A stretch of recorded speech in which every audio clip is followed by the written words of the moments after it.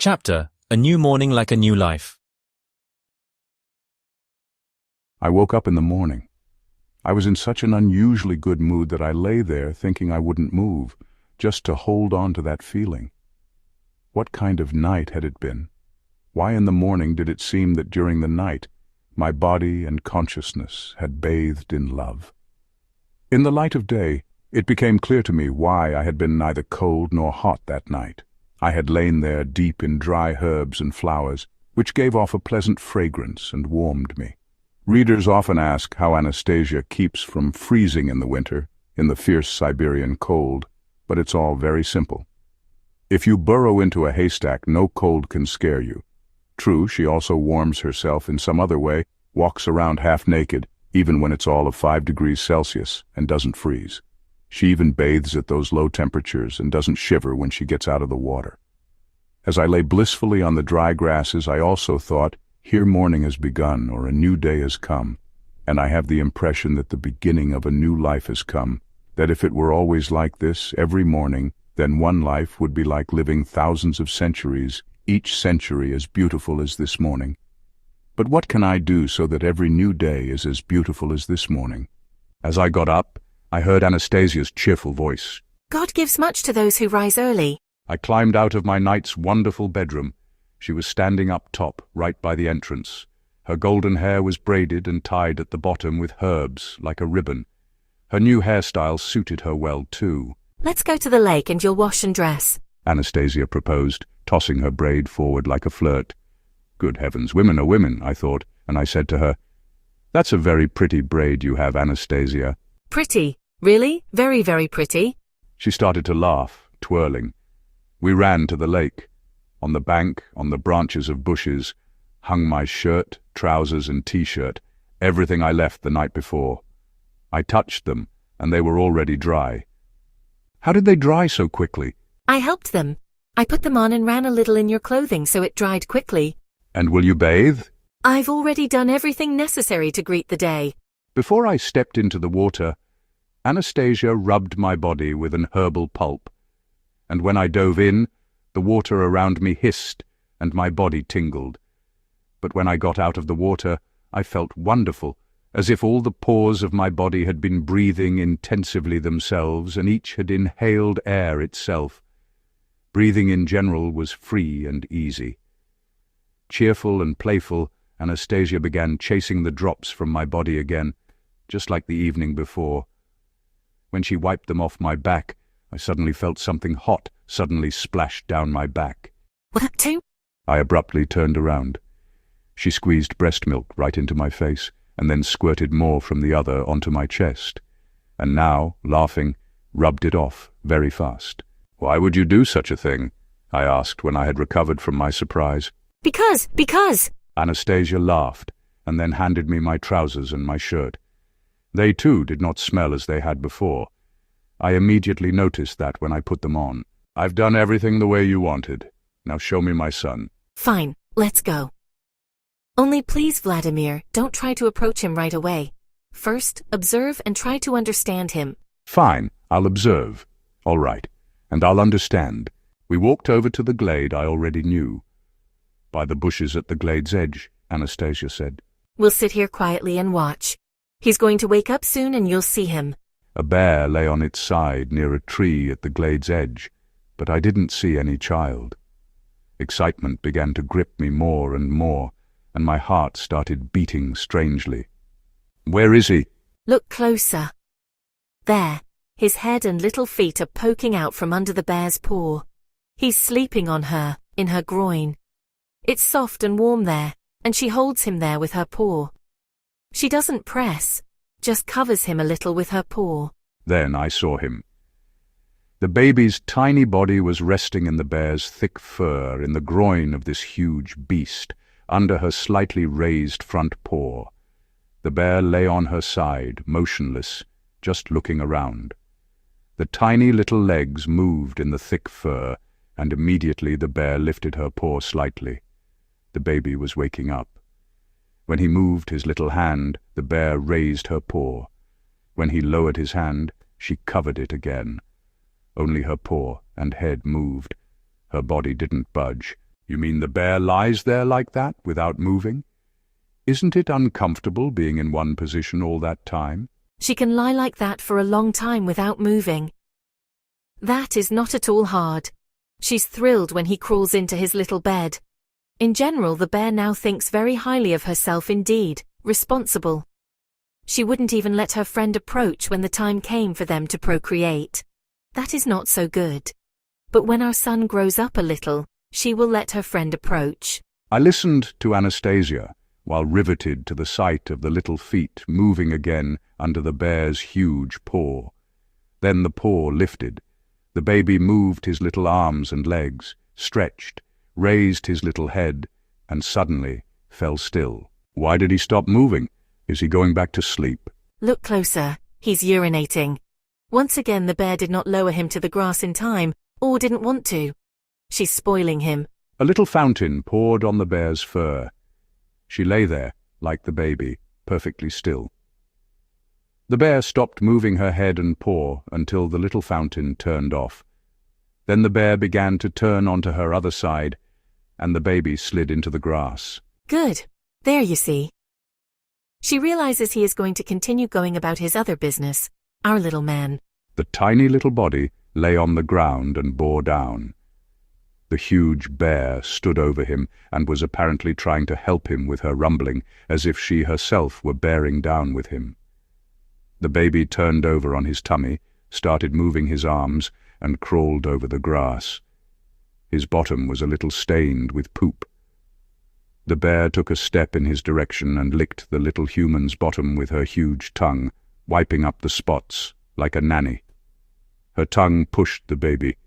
He plopped on his tummy but got right back up and crawled on, while the bear went after him and licked him again, even though he was all clean now. What do you think, Vladimir? Could she take off his diapers or underpants and then put new ones on him? All right already, I get it. The baby turned over on his back, and when the persistent bear licked him another time between the legs, he latched onto the fur of the bear's face with his little hand. Obeying his hand's obviously insignificant efforts, the huge bear head laid down on the ground at the baby's feet. He grabbed her face and with the other hand pulled himself up and started climbing up the beast's head. Where does he think he's going? Toward the bear's eyes. Her eyes shine and he's curious. He always wants to touch them. The baby lay on his tummy on the bear's face, examining her eye, and tried to touch it with his little finger, but the bear blinked. His little finger touched the eyelid. After waiting a little longer and not seeing the shining eye anymore, the baby started climbing off the bear's face, crawling over the grass a little more, and stopped still, examining something in it. The bear stood up and roared twice. She's calling the wolf. She needs to clean herself and eat. Now you will see how amiably they talk to each other. A little later, the wolf appeared at the edge of the glade, but the bear greeted its appearance with menacing roaring, not at all welcoming. The wolf itself behaved in anything but a friendly way. It surveyed the whole glade. With a springy step, it went a little way along the glade's edge, lay down, and then suddenly took a powerful leap and lay back down, as if ready to pounce. Where's the amiability? Why did the bear call it, only to roar at it? And the wolf is acting menacingly too, isn't it? That's how they talk to each other. The bear stopped the wolf with its roaring to make sure it was all right, that is, not sick with something, not dangerous to let close to the human child, and whether it was strong enough to protect him. The wolf showed it was fine. It showed indeed, not words. You saw it. It moved and jumped quite high. Having made sure of the wolf, the bear really could leave the glade calmly. The wolf lay on the grass, not far from the infant.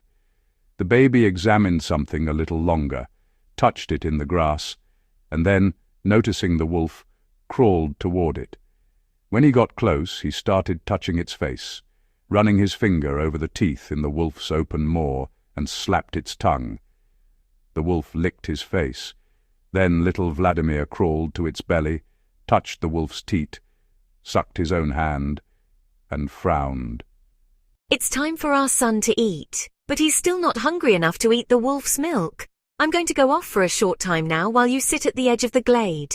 If he sees you and is curious, he'll crawl over. But don't pick him up yourself. He's already a person, though he looks small. He won't understand senseless babbling. Also, this would be violence if you took his arms without his consent. He will not understand you if you pick him up against his will, even if you act out of good intentions. You will make a bad impression on him. Fine, I won't pick him up. I'll sit like this. The wolf won't touch me. Your scent is now such that it won't. Anastasia slapped her thigh twice.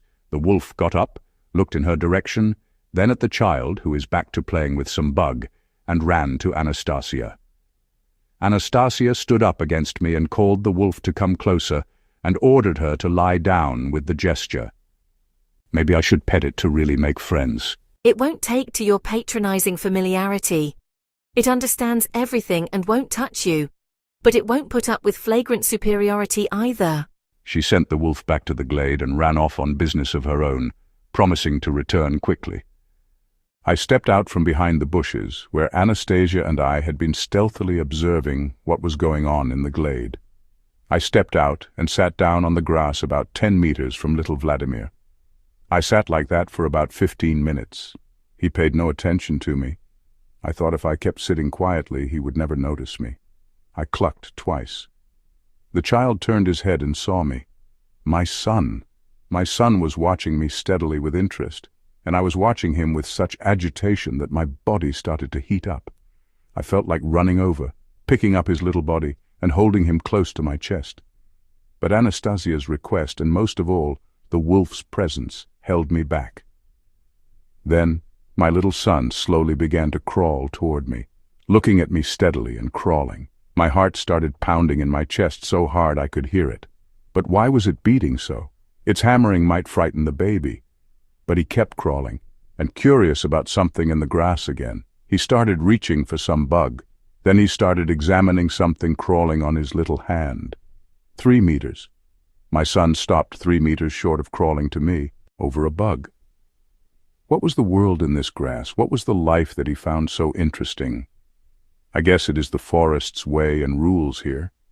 Before the child meets his own father, he finds a bug more interesting. That shouldn't be. He should understand that his father is more important than a bug. All of a sudden, the child raised his head in my direction again, smiled his toothless smile, and started crawling quickly, more smartly than usual. I got ready to pick him up, but he crawled past, paying no attention to me. I looked around and saw behind me, a little to one side of me, a smiling Anastasia. She sat and put her hand on the grass, palm up. The smiling child was crawling to his mother's breast. Anastasia did not pick him up, but only gave him a little boost, a little help climbing to her breast.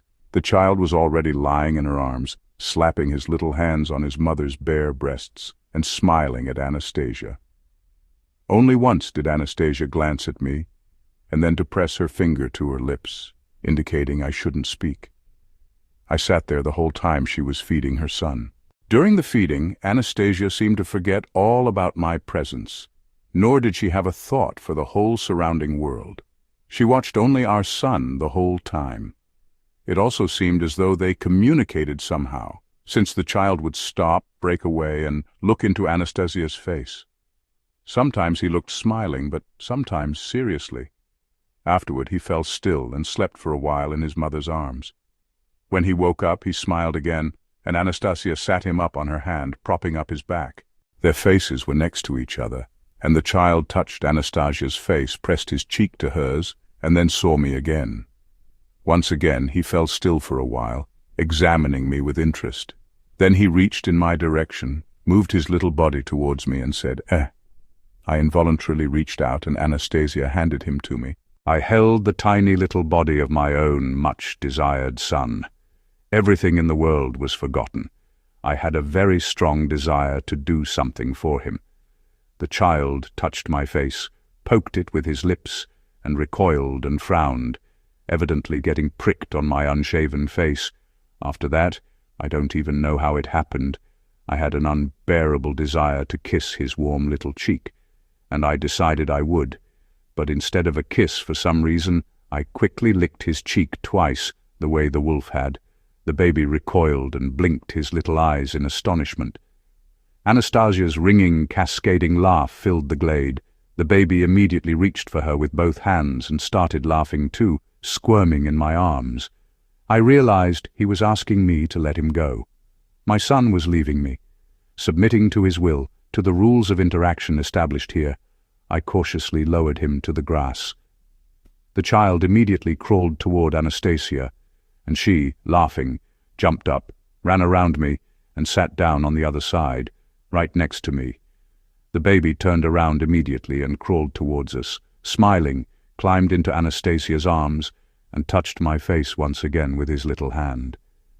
That's what happened the first time I met my son. End of chapter. Join us for the next segment of The Dimension of Love, Book 3 of the Ringing Cedars series. What is the father's role?